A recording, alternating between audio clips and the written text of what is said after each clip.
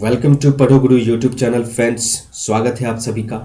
Friends, आज की video में हम लोग 2022 के बजट का एनालिसिस देखने वाले हैं। जो भी इम्पोर्टेंट रिफॉर्म्स लिए गए हैं, जो भी नई डेवलपमेंट हुई है बजट 2022-23 का, वो देखेंगे, राइट। और आपके एग्जाम पर्सपेक्टिव से बहुत इंपॉर्टेंट है। यहाँ से क्वेश्चन आपको देखने डेफिनेटली मिलेंगे, चाहे आप यूपीएससी अपियर हो रहे हैं यूपीएससी प्रीलिम्स में या स्टेट पीसीएस प्रीलिम्स में, राइट। हर एक जगह पे यहाँ से क्वेश्चन बनेंगे। चलिए हम लोग फ्रेंड्स इस वीडियो में थोड़ा क्रिटिकल रहेंगे। हम जो अच्छी चीज़ें हैं उसे अप्रिशिएट भी करेंगे और जो नेगेटिव है उसे भी हाईलाइट करने की कोशिश करेंगे। आई होप कि जितने लोग देख रहे हैं इस वीडियो को वो पढ़े लिखे अच्छे इंसान हैं, तो वो चीज़ों को समझ सकते हैं और उनको को रिलेट कर सकते हैं, राइट। तो चलिए वीडियो का शुरुआत करते हैं फ्रेंड्स। सबसे पहला चीज़ कि लास्ट बजट जो था फ्रेंड्स 2021-22 का, उसमें कुछ चीज़ें जो है गवर्नमेंट के द्वारा प्रॉमिस की गई थी, क्या वो चीज़ फुलफिल हुई है इस बार या नहीं हुई है। एक तो उस बजट में बात किया गया था इंडिया एट 75, जो कि इस बजट में इंडिया एट 100 की बात की गई है। 25 ईयर जो है वो चीज़ें और एक्सटेंड कर दी गई है, ठीक है। तो इंडिया एट 100, ठीक है, ये आप ध्यान रखेंगे। और फ्रेंड्स लास्ट विजिट में बोला गया था हर घर बिजली जो है 2022 तक पहुंच जाएगी। क्या ये पहुंच पाई है? नहीं पहुंच पाई है, ये आप ग्राउंड लेवल पे खुद से चेक कर सकते हैं। हाउसिंग फॉर ऑल 2022 किया गया था फ्रेंड्स, ये सारे पॉइंट्स याद रखेंगे, इससे भी क्वेश्चन बन सकते हैं आपके, right. Doubling of farmers income बोला गया था 2022 तक, क्या ये हो पाया है? राइट। हर घर पानी बिजली बोला गया था फ्रेंड्स 2022 तक, ये आप ध्यान रखेंगे। क्या ग्राउंड रियलिटी क्या है, इसको समझने की कोशिश कीजिए।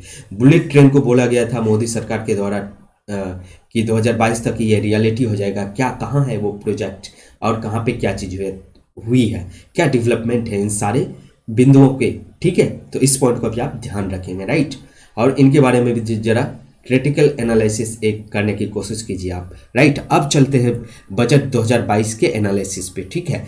तो फाइनेंस मिनिस्टर निर्मला सीतारमन, ठीक है, निर्मला सीतारमन जो कि हमारे वित्त मंत्री है, ये 1 फरवरी को बजट प्रेजेंट किए हैं, जो कि जिनका वर्थ कितना है 39.45 लाख करोड़, ठीक है। और ये मैसिव पुश दिया गया है इस बार इंफ्रास्ट्रक्चर स्पेंडिंग पे, ठीक है, इंफ्रास्ट्रक्चर डेवलपमेंट के लिए। वो सारे पॉइंट्स हम आगे देखेंगे। तो 1 फरवरी को बजट प्रेजेंट किया जाता है वित्त मंत्री के द्वारा, इसको आप ध्यान रखेंगे। टोटल बजट का इस बार क्या वर्थ है, क्या वैल्यू है, ये है 39.45 लाख करोड़, इसको आप ध्यान रखेंगे। नेक्स्ट हाईलाइट्स फ्रेंड्स याद रखेंगे 2022-23 के बजट का, कि यहाँ पे बोला गया है कि जॉब क्रिएशन किया जाएगा, बूस्ट किया जाएगा इकोनॉमी को, ठीक है। तो हर एक बार सरकार चाहे कोई भी हो, बात वही होती है और घुमा फिरा के सिर्फ नए शब्दों के साथ आपको प्रेजेंट किया जाता है, ठीक है। तो जॉब क्रिएशन किए जाएंगे, इकोनॉमी को बूस्ट किए जाएंगे। और यहाँ पे फ्रेंड्स गवर्नमेंट स्पेंडिंग को बोला गया है कि ये 4.6% ज़्यादा होगी जो करंट आपका बजट था, ठीक है, उससे। और एडिशनल 1 लाख करोड़ रुपए का सपोर्ट दिया जाएगा स्टेट को, ये अनाउंस किया गया है इस बजट में, इसको आप ध्यान रखेंगे, ठीक है। 4.6% स्पेंडिंग बढ़ाया गया गवर्नमेंट के द्वारा, ठीक है। और 1 लाख करोड़ का सपोर्ट स्टेट को दिया जाएगा, इसको आप ध्यान रखेंगे। नेक्स्ट पॉइंट फ्रेंड्स याद रखेंगे, जो कैपिटल एक्सपेंडिचर है उसका आउटले एक बार फिर से स्टेप अप हुआ है, बढ़ा है, ठीक है। और ये 35.4% से बढ़ा है, जो कि लास्ट जो आउटले था कैपिटल एक्सपेंडिचर का, ये 5.54 लाख करोड़ था और करंट में ये बढ़ के 7.5 लाख करोड़ हो गया है, ठीक है, 2022 के लिए। तो 2021-22 में जो था वो था 5.45 लाख और इस बार हो गया 7.50 लाख करोड़ 2022-23 का। कितना परसेंट की बढ़ोतरी है फ्रेंड्स? तो ये 35.4% का, इसको आप ध्यान रखेंगे।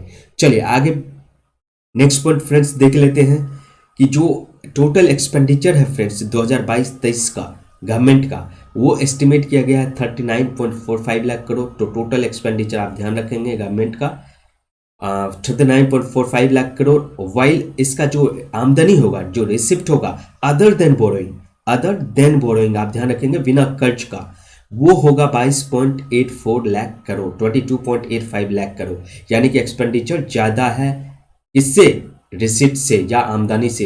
तो ये एक बहुत अच्छी चीज़ होती है इकोनॉमी के लिए। अगर आपने इकोनॉमिक्स पढ़ा है तो उसमें आपको ये चीज़ें डिस्कस की गई होगी, राइट, कि सरकार की एक्सपेंडिचर हमेशा ज़्यादा होना चाहिए रिसिप्ट से, क्योंकि अगर एक्सपेंडिचर ज़्यादा नहीं होगा तो जितना पैसा आ रहा है उतना ही आप खर्च करेंगे तो इकोनॉमी बूस्ट नहीं हो पाएगी, राइट। इसलिए गवर्नमेंट की एक्सपेंडिचर जो है वो हमेशा ज़्यादा होना चाहिए, किससे, रिसिप्ट से या आमदनी से। यहाँ पे अदर देन बोरोइंग की बात की जा रही है फ्रेंड्स, इस पॉइंट को आप बिल्कुल हाईलाइट कर रहा हूँ मैं बार बार, इसको आप ध्यान रखेंगे, राइट। तो आमदनी यहाँ पे कम है और खर्च ज़्यादा कर रही है गवर्नमेंट, तो अच्छी बात है, इसमें नए जॉब क्रिएशन होंगे, लोगों को रोजगार मिलेगा और इकोनॉमी बूस्ट होगी, राइट। कुछ और भी हाइलाइट्स हैं फ्रेंड्स इकोनॉमी का, वो आप देख लीजिए। तो यहाँ पे गवर्नमेंट प्रोजेक्ट किया है फ्रेंड्स की जो हमारा इकोनॉमी है वो 9.2% से ग्रोथ होगा, ठीक है, ये करंट फिस्कल ईयर में। तो इसको आप ध्यान रखेंगे, कितने परसेंट से बोला है, 9.2% से। और इंडिया का जो जीडीपी है फ्रेंड्स, ग्रॉस डोमेस्टिक प्रोडक्ट है, ये डॉलर के टर्म में 3 ट्रिलियन को क्रॉस कर चुका है, जो कि आपका लक्ष्य रखा गया था कितना, 5 ट्रिलियन डॉलर का इंडिया का लक्ष्य है। अब देखिए वो अचीव हो पाता है कि नहीं, क्योंकि अभी पेंडेमिक के कारण हर एक जगह की इकोनॉमी जो है वो डगमगाई हुई है, राइट। तो फिस्कल डिफिसिट फ्रेंड्स प्रोजेक्ट किया गया है, जो लास्ट था वो 6.8% था, एस्टिमेट किया था गवर्नमेंट, लेकिन इसको बढ़ा के 6.9% कर दिया गया। तो गवर्नमेंट एस्टिमेट बजट की बात है फ्रेंड्स, तो जो भी हाईलाइट करके यहाँ पे रेट से दिए गए हैं उस पॉइंट को जरूर याद रखें आप। तो ये क्या है, 6.9% 2022-23 के लिए, जो कि अर्लियर एस्टिमेट कितना था, 6.8% गवर्नमेंट का, ठीक है। तो टोटल फिस्कल डेफिसिट जो है फ्रेंड्स 2022-23 के लिए ये एस्टिमेट किया गया 16,61,196 करोड़, ठीक है, 16,61,196 करोड़ जो है ये फिस्कल डेफिसिट वैल्यू टर्म में एस्टिमेट किया गया है गवर्नमेंट के द्वारा। यहाँ पे फ्रेंड्स इन्फ्लेशन भी बढ़ेगी, जो कि कॉज ऑफ कंसर्न बताया गया इस बार के बजट 2022-23 के लिए, इसको ध्यान रखेंगे। फॉरेन एक्सचेंज रिजर्व्स जो है फ्रेंड्स इंडिया का, ये डॉलर 634.287 बिलियन है, ठीक है, 638.287 बिलियन है, ये जनवरी 2021 तक के आंकड़े हैं, इसको आप ध्यान रखेंगे, ठीक है।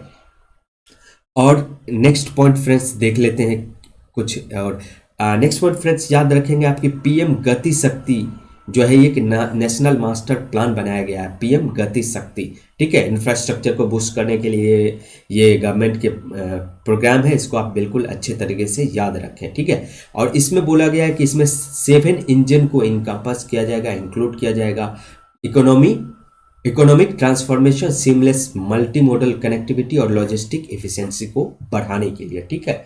तो इस पॉइंट को आप ध्यान रखेंगे। वो 7 इंजन क्या है फ्रेंड्स, वो चीज़ देख लीजिए आप। 7 इंजन इंक्लूड्स रोड है आपके 1 नंबर पे, रोड, रेलवे है 2 नंबर पे, एयरपोर्ट तीसरे पे, पोर्ट है चौथे पे, 5वें पे है आपके मास ट्रांसपोर्ट, 6ठे में आपके वाटरवेज और लॉजिस्टिक इंफ्रास्ट्रक्चर 7th नंबर में है। तो ये 7 पिलर है फ्रेंड्स, 7 इंजन बताया गया है पीएम गति शक्ति के लिए जो नेशनल मास्टर प्लान बनाया गया है। तो इन सारे बिंदु को आप ध्यान रखेंगे, road, railway, airport, port, mass transport, waterways, logistic infrastructure. आगे बढ़ते हैं फ्रेंड्स।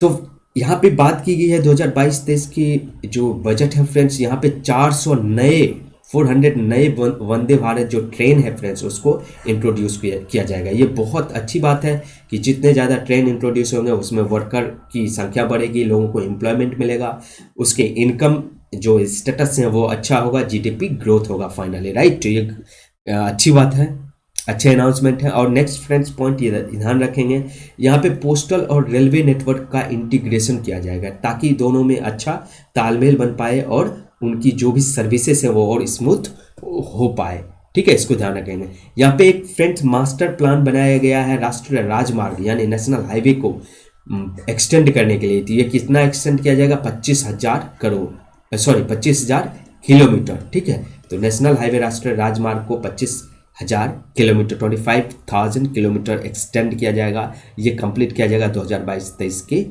अंदर, ठीक है। तो इसको आप ध्यान रखेंगे। नेक्स्ट पॉइंट फ्रेंड्स ये आप ध्यान रखेंगे, जो सॉवरेन ग्रीन बॉन्ड है इसको इशू किया जाएगा ग्रीन इंफ्रास्ट्रक्चर को डेवलप करने के लिए। ग्रीन इंफ्रास्ट्रक्चर जैसे कि मेगा फूड पार्क हो गया, कोल्ड स्टोरेज सिस्टम हो जाता है, किसान के लिए और भी कुछ जो इंफ्रास्ट्रक्चर डेवलपमेंट करने की ज़रूरत है उनके लिए सॉवरिन ग्रीन बॉन्ड इशू किए जाएंगे गवर्नमेंट के द्वारा। ठीक है, तो फ्रेंड्स यहाँ तक आई होप क्लियर है। फ्रेंड्स अगर वीडियो अच्छा लग रहा है तो प्लीज़ लाइक कीजिए, सब्सक्राइब कीजिए चैनल को, अपने दोस्तों के साथ ज़रूर शेयर कीजिए, इस चैनल को ग्रो होने में मदद कीजिए। और ये जो भी वीडियो लाए जा रहे हैं बहुत मेहनत से लाए जा रहे हैं, या आपकी अच्छाई और आपके एग्ज़ाम में आपके प्रिपरेशन को बूस्ट करने के लिए लाया जाता है। चलिए नेक्स्ट पॉइंट फ्रेंड्स, ध्यान रखेंगे कि डेटा सेंटर है और एनर्जी स्टोरेज सिस्टम है उनको इंफ्रास्ट्रक्चर का स्टेटस दिया गया, जो कि बहुत अच्छी बात है। तो इन सारे जो भी डेटा सेंटर्स हैं या एनर्जी स्टोरेज सिस्टम है, इसमें लोग ज़्यादा से ज़्यादा इन्वेस्टमेंट करेंगे और बाहर से भी इन्वेस्टमेंट आएंगे, क्योंकि इनको इंफ्रास्ट्रक्चर स्टेटस दिया गया है। अब नेक्स्ट पॉइंट फ्रेंड्स, ध्यान रखेंगे कि एजुकेशन के फील्ड में फ्रेंड्स कुछ नए बदलाव किए गए हैं। देखते हैं क्या है। तो यहाँ पे बोला गया है कि डिजिटल यूनिवर्सिटी जो है वो इस्टेब्लिश किया जाएगा, ताकि ग्लोबल लेवल पे वर्ल्ड क्लास जो क्वालिटी एजुकेशन है वो हम इंडियन को मिल पाए, राइट। तो डिजिटल यूनिवर्सिटी, ये आप स्टार मार्क करके याद कर लेंगे, ठीक है, इसको इस्टेब्लिश किया जाएगा। और 1 क्लास 1 टीवी चैनल जो है फ्रेंड्स, इसको बढ़ा के 200 टीवी चैनल में एक्सपेंड किया जा रहा है। इसको आप ध्यान रखेंगे इस बजट 2022-23 में। नेक्स्ट फ्रेंड्स, ध्यान रखें कि वर्चुअल लैब और स्किलिंग ई लैब को जो है इस्टेब्लिश किया जा रहा है, ताकि आपके क्रिटिकल थिंकिंग स्किल जो है लोगों का डेवलप हो पाए और ई लर्निंग जो इन्वायरमेंट है उसको और बूस्ट किया जा सके। ठीक है, तो virtual lab and skilling E lab आप ध्यान रखेंगे। डिजिटल इको सिस्टम जो है फ्रेंड्स, स्किलिंग और लाइवलीहुड जो है इसको आप ध्यान रखेंगे। डिजिटल इकोसिस्टम, ठीक है, किसके लिए? स्किलिंग और लाइवलीहुड के लिए। और इसके अंदर फ्रेंड्स द देश स्टॉक ई पोर्टल को आप ध्यान रखेंगे जो लॉन्च किया जाएगा। तो द देश स्टैक ई पोर्टल अगर पूछ देगा फ्रेंड्स तो आप ध्यान रखेंगे ये डिजिटल इकोसिस्टम जो है स्किलिंग और लाइवलीहुड के लिए, उसके लिए ये लॉन्च किया जाएगा।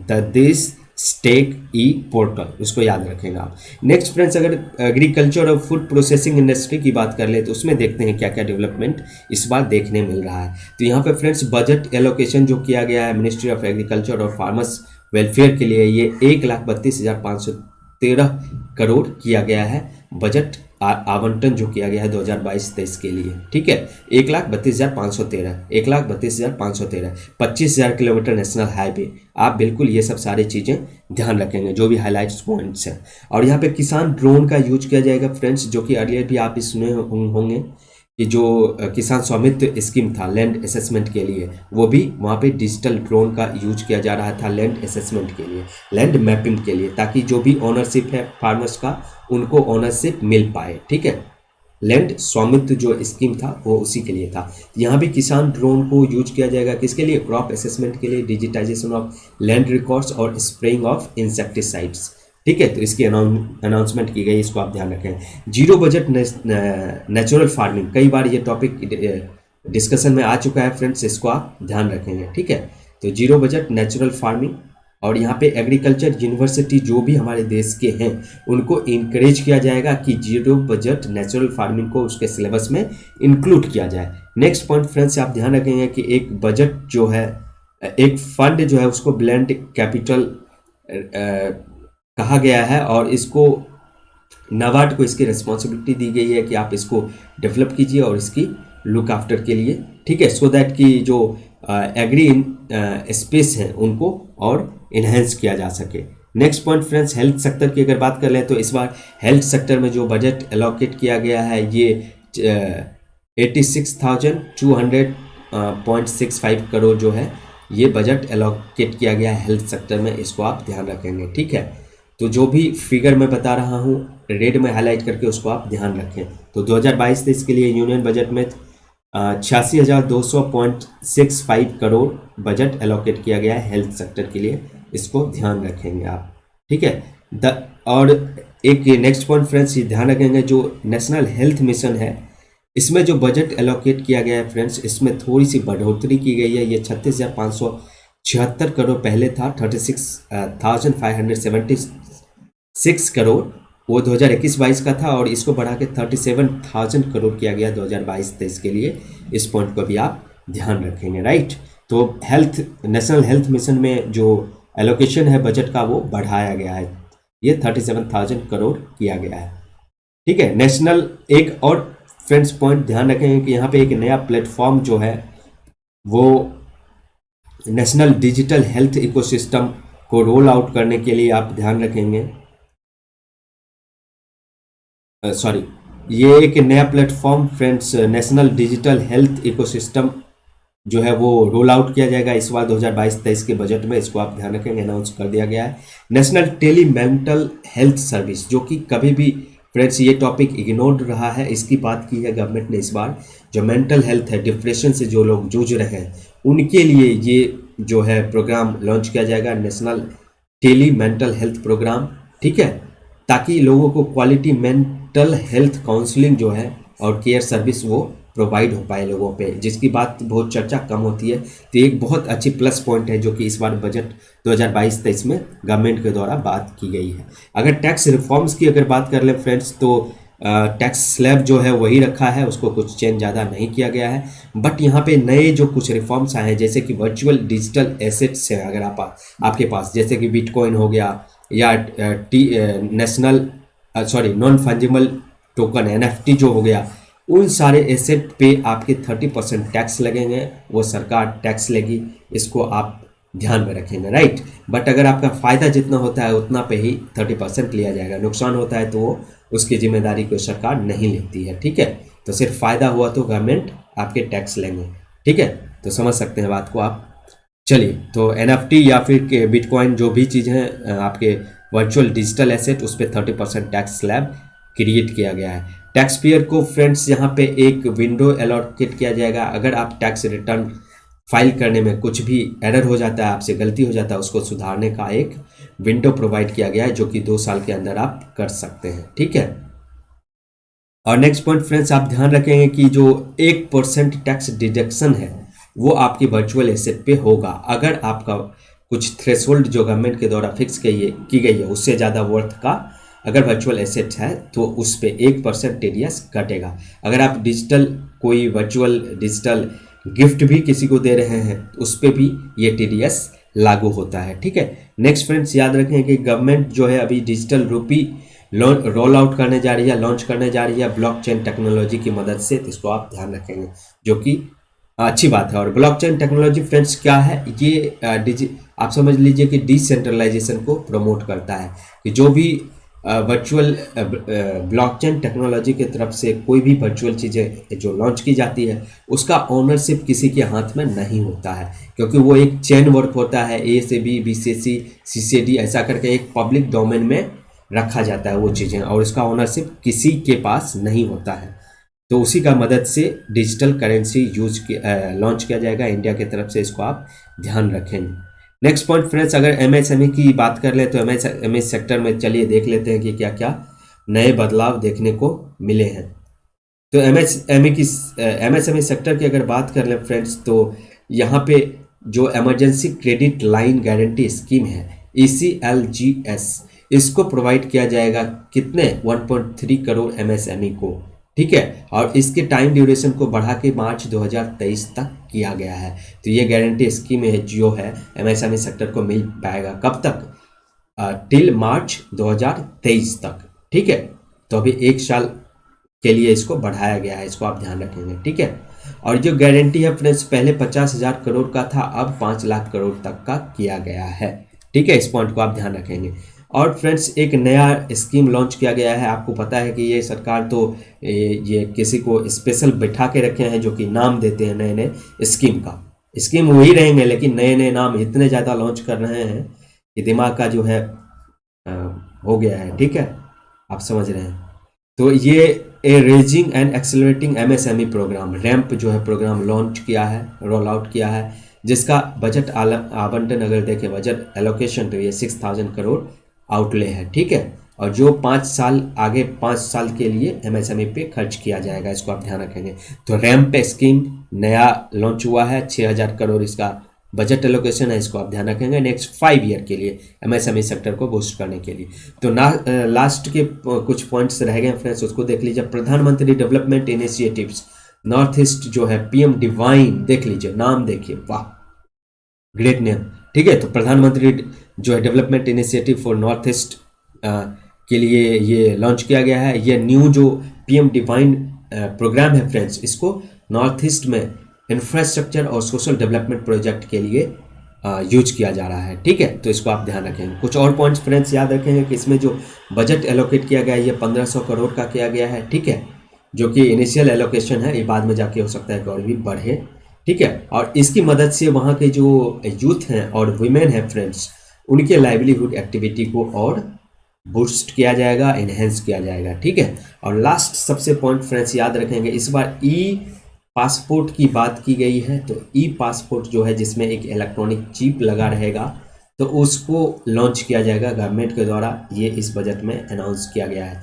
तो जिसके बाद कि आपको हार्ड कॉपी ढोने की ज़रूरत नहीं पड़ेगी, कोई एक कार्ड स्मार्ट कार्ड जैसा रहेगा, उसमें चिप लगा रहेगा और सारे डिटेल्स आपके उसी में रहेंगे। राइट, तो ई पासपोर्ट इस बार लॉन्च किया जाएगा। फ्रेंड्स, आज के बजट एनालिसिस में इतना ही पॉइंट था। कुछ और भी जो भी अगर एडिशनल पॉइंट लगेंगे तो उसे मैं नेक्स्ट वीडियो में लाऊंगा। ये वीडियो बहुत लंबी हो जाएगी। अगर वीडियो को अंत तक देख रहे हैं तो फ्रेंड्स ज़रूर इस चैनल के टेलीग्राम लिंक से आप जुड़ जाइए, वहाँ पे आपको पीडीएफ प्रोवाइड किए जाएंगे और जो भी नोट्स होते हैं एडिशनल और भी सब्जेक्ट के जितने डिटेल्स होते हैं वो आपको वहाँ पे प्रोवाइड की जाती है। राइट, तो जुड़िए और आगे बढ़िए और अपनी स्टडी को बहुत अच्छे तरीके से एक्सेलरेट करते रहिए, बहुत अच्छे तरीके से लगे रहिए, मेहनत कीजिए, रिजल्ट जरूर मिलेगा। Thank you very much for seeing this, watching this video. मिलते हैं अगले वीडियो में, तब तक के लिए थैंक यू वेरी मच।